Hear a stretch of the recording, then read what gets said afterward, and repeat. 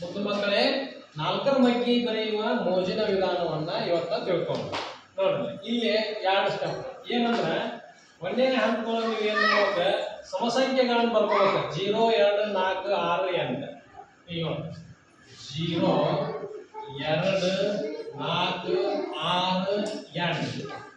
ಅದೇ ರೀತಿ ಕೆಳಗೂ ಹಂಗ 0 2 4 6 8 2 ಸಲ ಬರ್ಕೋಬೇಕು.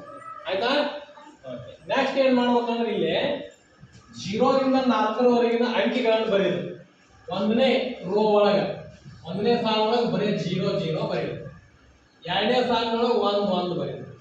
3ನೇ ಸಾಲಿನೊಳಗೆ 2, 4ನೇ ಸಾಲಿನೊಳಗೂ ಮತ್ತೆ 2 ಬರೀಬೇಕು. 2 2 3 ಸಲ ಬರೀಬೇಕು. ನೆಕ್ಸ್ಟ್ ಮುಂದಿನ ಸಾಲಿನ 3, ಲಾಸ್ಟ್ನೇ ಸಾಲಿನ 4 ಬರೀಬೇಕು.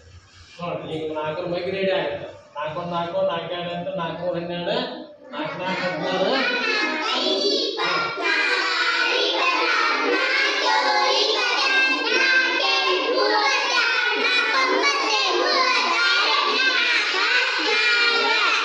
ಹೌದಾ? ಇದೊಂದು ಇಂಟ್ರೆಸ್ಟಿಂಗ್ ಇಲ್ಲ? ವೆರಿ ಗುಡ್, ಎಲ್ಲರಿಗೂ ಧನ್ಯವಾದಗಳು.